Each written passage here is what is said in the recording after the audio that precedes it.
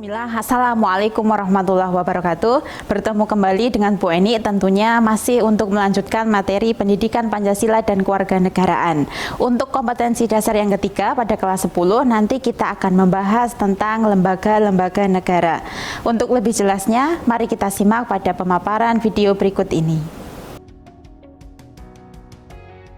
Baik, untuk materi di kelas 10 bab 3 nanti kita akan mempelajari tentang kewenangan lembaga-lembaga negara menurut Undang-Undang Dasar Negara Republik Indonesia tahun 1945. Nanti akan ada 4 submateri yang akan kita pelajari. Yang pertama adalah suprastruktur dan infrastruktur sistem politik Indonesia. Yang kedua, kita akan belajar tentang lembaga-lembaga negara Indonesia. Yang ketiga, tata kelola pemerintahan yang baik. Dan yang terakhir nanti partisipasi warga negara dalam sistem. Nah, sebelumnya nanti kita akan membahas dulu tentang apa itu pengertian dari sistem politik. Bisa dilihat di sini bahwa sistem politik adalah keseluruhan kegiatan politik di dalam negara atau masyarakat, yang mana kegiatan tersebut berupa proses alokasi dari nilai-nilai dasar kepada masyarakat dan menunjukkan pola hubungan yang fungsional di antara kegiatan-kegiatan politik tersebut. Sistem politik menyelenggarakan fungsi-fungsi tertentu yang fungsinya adalah untuk membuat keputusan atau kebijakan yang mengikat alokasi dari nilai-nilai baik yang bersifat materi maupun non-materi. Kebijakan-kebijakan hasil dari sistem politik mengikat kepada seluruh masyarakat pada suatu negara. Dan melalui sistem politik, aspirasi masyarakat yang dapat berupa tuntutan maupun dukungan merupakan cerminan dari tujuan masyarakat yang dapat dirumuskan dan selanjutnya dilaksanakan oleh kebijakan. Berikut ini merupakan ciri khas dari sistem politik. Ada 4 ciri khusus dari sistem politik. Yang pertama adalah daya jangkau yang bersifat universal, yakni meliputi seluruh warga masyarakat. Yang kedua, adanya kontrol yang bersifat mutlak terhadap pemakaian kekerasan fisik. Yang ketiga, hak untuk membuat keputusan yang mengikat dan dapat diterima secara sah. Dan terakhir, keputusannya bersifat otoritatif yang berarti memiliki kekuatan legalitas dan kerelaan yang besar.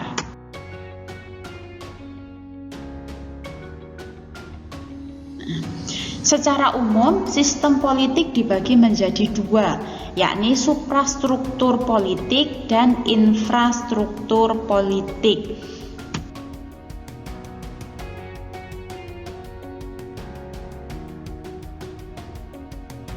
Struktur politik bisa kita lihat jika suprastruktur politik adalah struktur politik pemerintahan yang berkaitan dengan lembaga negara. Suprastruktur politik merupakan lembaga pembuat keputusan politik yang sah. Jadi suprastruktur politik di sini berisi lembaga-lembaga tinggi negara seperti DPR, MPR, Presiden, MA, MK, KY maupun yang lainnya. Dan yang kedua adalah infrastruktur politik. Infrastruktur politik merupakan mesin politik masyarakat yang terdiri atas beberapa kelompok yang dibentuk berdasarkan kesamaan sosial, ekonomi, tujuan maupun kesamaan. Nah, berikut ini merupakan contoh-contoh atau klasifikasi dari infrastruktur politik. Di sini disebutkan ada 4 contoh. Yang pertama adalah partai politik. Partai politik adalah dibentuk oleh sekelompok warga negara Indonesia yang secara sukarela atas berdasarkan persamaan kehendak dan cita-cita masyarakat untuk memperjuangkan kepentingan dari anggota masyarakat bangsa dan negara melalui pemilihan umum. Yang kedua adalah kelompok-kelompok kepentingan. Kelompok kepentingan memiliki kepentingan terhadap kebijakan politik suatu negara. Kelompok kepentingan bisa menghimpun atau mengeluarkan dana dan tenaganya untuk melaksanakan tindakan politik yang biasanya berada di luar tugas dari partai politik.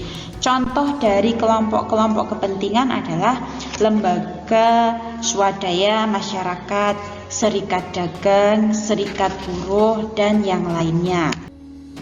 Yang ketiga adalah kelompok penekan. Kelompok penekan di sini bertujuan untuk memperjuangkan keputusan politik yang berupa undang-undang atau kebijakan publik yang dikeluarkan oleh pemerintah sesuai dengan kepentingan dan keinginan kelompok mereka. Contoh pelaksanaan dari kelompok penekan di sini dapat dilakukan dengan cara demonstrasi, aksi mogok, maupun aksi yang lainnya. Dan yang terakhir adalah media komunikasi politik. Media komunikasi politik merupakan sarana atau alat komunikasi politik dalam proses penyampaian informasi dan pendapat politik secara tidak langsung, baik terhadap pemerintah maupun masyarakat pada umumnya.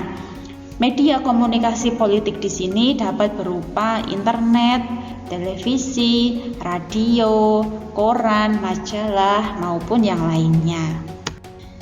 Suprastruktur politik berisi tentang lembaga-lembaga tinggi negara yang merupakan penggerak dalam pemerintahan. Ada 8 lembaga tinggi negara yang disebutkan dalam Undang-Undang Dasar Negara Republik Indonesia. Yang pertama adalah MPR. Keanggotaan MPR terdiri dari Dewan Perwakilan Rakyat dan Dewan Perwakilan Daerah. Anggota MPR berjumlah sebanyak 550 anggota dan DPD berjumlah sebanyak 4 kali jumlah provinsi anggota DPD. MPR adalah lembaga negara dalam sistem ketatanegaraan Indonesia dan bukan merupakan lembaga tertinggi negara.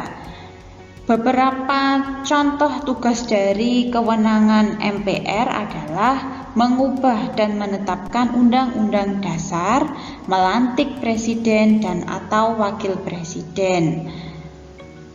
MPR juga memiliki hak dan kewajiban seperti diatur dalam Undang-Undang Nomor 22 Tahun 2003 tentang susunan dan kedudukan MPR, DPR, DPD, dan DPRD.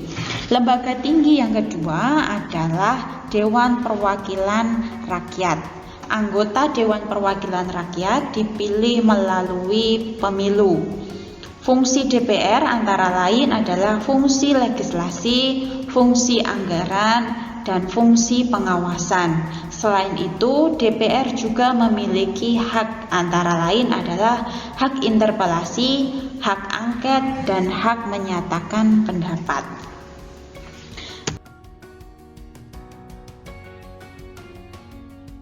Lembaga tinggi yang ketiga adalah Dewan Perwakilan Daerah. Dewan Perwakilan Daerah merupakan salah satu lembaga tinggi negara yang merupakan perwakilan dari tiap-tiap provinsi. Dewan Perwakilan Daerah merupakan bagian dari keanggotaan Majelis Permusyawaratan Rakyat, dan anggota DPD berdomisili di daerah pemilihannya selama bersidang bertempat tinggal di ibu kota negara. Lembaga tinggi yang keempat adalah Presiden. Presiden dan Wakil Presiden dipilih secara langsung oleh rakyat dalam satu pasangan calon. Syarat untuk menjadi presiden diatur lebih lanjut dalam Undang-Undang Dasar Negara Republik Indonesia tahun 1945 pasal 6 ayat 2. Kekuasaan presiden antara lain adalah membuat undang-undang bersama dengan DPR, menetapkan peraturan pemerintah, memegang kekuasaan tertinggi atas angkatan darat, angkatan laut, dan angkatan udara. Adalah Mahkamah Konstitusi. Mahkamah Konstitusi memiliki beberapa kewenangan, antara lain adalah mengadili pada tingkat pertama dan terakhir undang-undang terhadap Undang-Undang Dasar 1945. Yang kedua, memutus sengketa kewenangan lembaga negara yang kewenangannya diberikan oleh Undang-Undang Dasar 1945. Yang ketiga, memutus pembubaran partai politik. Yang keempat, memutus hasil perselisihan tentang pemilu. Dan yang terakhir adalah memberikan keputusan atas pendapat DPR mengenai pelanggaran presiden dan atau wakil presiden menurut Undang-Undang Dasar 1945. Keanggotaan Mahkamah Konstitusi berjumlah 9 orang. 3 orang diajukan oleh Mahkamah Agung, 3 orang diajukan oleh DPR, dan 3 yang lainnya diajukan oleh Presiden. Lembaga berikutnya adalah Mahkamah Agung. Mahkamah Agung merupakan lembaga negara yang memegang kekuasaan kehakiman di samping sebuah mahkamah konstitusi. Mahkamah Agung membawahi 4 peradilan di bawahnya, yaitu peradilan umum, peradilan agama, peradilan militer, dan peradilan tata usaha negara.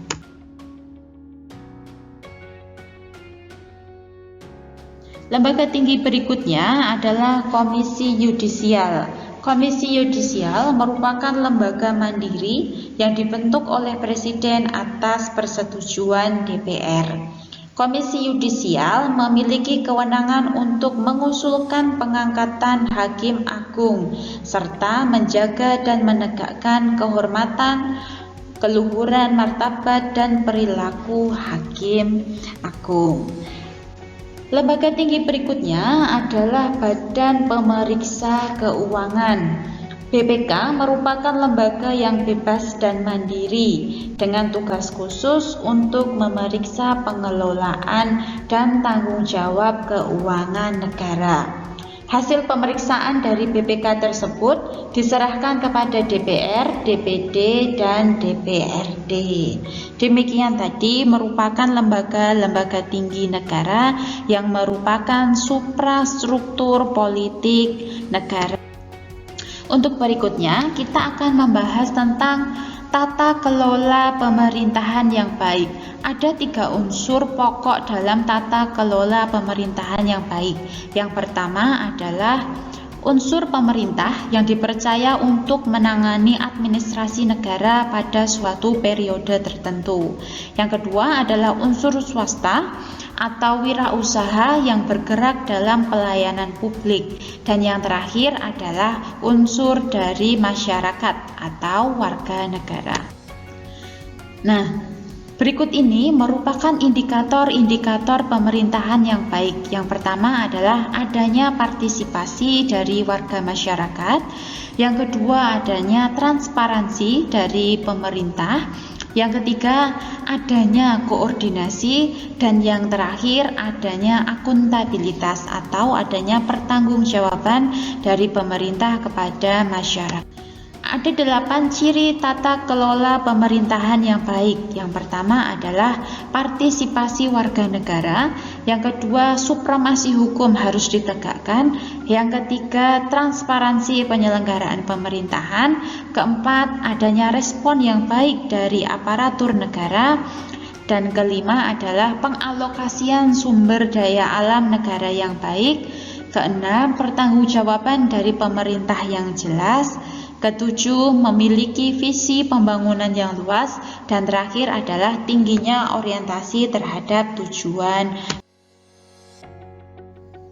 Nah, dalam pelaksanaan sistem politik ada beberapa partisipasi warga negara dalam sistem politik. Nanti dapat di lingkungan sekolah, lingkungan masyarakat, maupun lingkungan negara. Contoh di lingkungan sekolah adalah dengan pemilihan ketua kelas atau pemilihan ketua OSIS maupun organisasi-organisasi yang lainnya.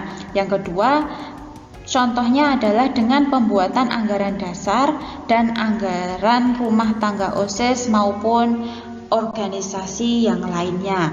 Di lingkungan masyarakat, perilaku politik dapat ditunjukkan atau dicerminkan dalam beberapa kegiatan, misalnya dalam forum warga, pemilihan ketua RT, ketua RW, kepala desa, maupun yang lainnya, dan dalam pembuatan peraturan, baik berupa anggaran dasar dan anggaran rumah tangga dalam RT, RW, maupun organisasi yang lainnya. Kemudian dalam lingkungan negara dapat dilakukan dengan contoh mengikuti pemilihan umum untuk memilih anggota legislatif maupun anggota eksekutif. Yang kedua dengan pemilihan kepala daerah secara langsung. Dan yang ketiga adalah mengikuti aksi demonstrasi yang damai, tertib, dan santun. Demikian tadi mengenai pemaparan tentang lembaga-lembaga negara. Terima kasih atas perhatiannya. Sampai jumpa pada video berikutnya. Wassalamualaikum warahmatullahi wabarakatuh.